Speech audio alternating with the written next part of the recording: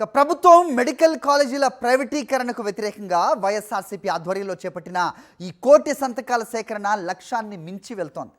Medical కాలేజీల ప్రైవేటీకరణపై నిరసనలు వెల్లువెత్తుతున్నాయి. చంద్రబాబు సర్కార్ నిర్ణయాన్ని వ్యతిరేకిస్తూ అన్ని వర్గాల ప్రజలు సంతకాలు చేస్తున్నారు. అక్టోబర్ 10న రచ్చబండ కోటి సంతకాల సేకరణ ప్రారంభమైంది. అప్పటి నుంచి 175 నియోజకవర్గాల్లోనూ ఊహించని విధంగా ప్రజాస్పందన లభిస్తోంది. ఈ నేపథ్యంలో నేడు నియోజకవర్గాల నుంచి జిల్లా కేంద్రాలకు సంతకాల ప్రతులు చేరనున్నాయి. 15న జిల్లా కేంద్రాల నుంచి తాడేపల్లి పార్టీ ఆఫీస్కు కోటి సంతకాలు చేరుతాయి.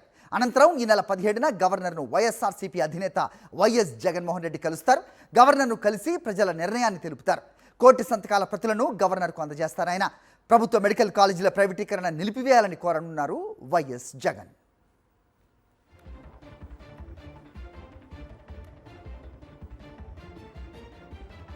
రైట్, ఇదే అంశంపై అప్డేట్స్ మా కరెస్పాండెంట్ రవీందర్ ఇస్తారు. రవీందర్, చెప్పండి.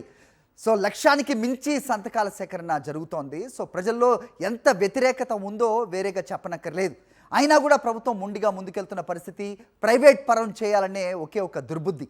ఎలా చూడాల్సిన అవసరం ఉంది? సో ప్రజాస్పందనని పట్టించుకునే పరిస్థితిలో ప్రభుత్వం లేదా అనే ప్రశ్నకు సమాధానం ఉందా?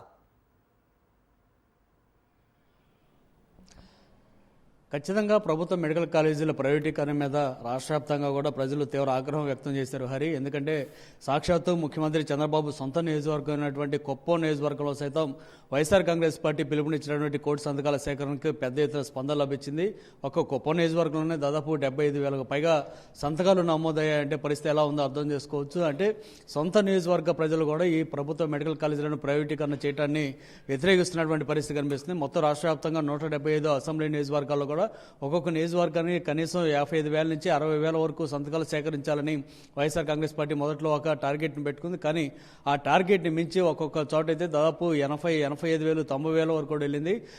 విజయవాడలో ఉన్నటువంటి తూర్పు నియోజకవర్గంలో అయితే అవినాష్ ఆధ్వర్యంలో దాదాపు 95,000కు పైగా సంతకాలు సేకరణ జరిగిందంటే పరిస్థితి ఎలా ఉందనేది మనం అర్థం చేసుకోవచ్చు. రాష్ట్ర వ్యాప్తంగా అన్ని వర్గాల ప్రజలు, ప్రజా సంఘాలు, అట్లాగే ప్రజాస్వామ్యవాదులు అందరూ కూడా ఈ కోటి సంతకాల కార్యక్రమంలో భాగస్వాములు అయ్యారు. ముఖ్యంగా తెలుగుదేశం పార్టీకి సంబంధించినటువంటి కార్యకర్తలు కూడా ఈ కార్యక్రమానికి సంబంధించి ముందుకు వచ్చి సంతకం చేసి తమ మద్దతు తెలియజేశారంటే ఏ స్థాయిలో ఈ వ్యతిరేకత ఉందనేది మనం అర్థం చేసుకోవచ్చు. ఇవన్నీ కూడా మరికొద్దిసేపట్లో ఆయా నియోజకవర్గాల నుంచి జిల్లా కేంద్రానికి ఈ కోటి సంతకాల ప్రతులన్నీ కూడా రాబోతున్నాయి. ఆ పార్టీకి సంబంధించినటువంటి ఎమ్మెల్యేలు అట్లాగే సమన్వయకర్తల ఆధ్వర్యంలో ఈ ప్రతులన్నీ కూడా రెడీ చేసి ఆ పార్టీ జిల్లా కేంద్ర కార్యాలయానికి తరలించబోతున్నారు. ఈ కార్యక్రమం మరికొద్దిసేపట్లోనే ప్రారంభం కాబోతుంది. ముఖ్యంగా గతంలో వైఎస్ జగన్ ముఖ్యమంత్రిగా ఉన్న సమయంలో 17 మెడికల్ కాలేజీలను తీసుకురావడం ద్వారా పేద మధ్యతరగతి ప్రజలకు అత్యంత ఆధునిక వైద్యం సైతం, ఖరీదైనటువంటి వైద్యం సైతం అతి తక్కువ ఖర్చుకే అందుబాటులోకి వచ్చేలాగా ప్లాన్ చేశారు. కానీ చంద్రబాబు ముఖ్యమంత్రి అయిన తర్వాత వీటన్నిటిని వర్షం వెంబడి ప్రైవేటీకరణ చేసేటువంటి కార్యక్రమానికి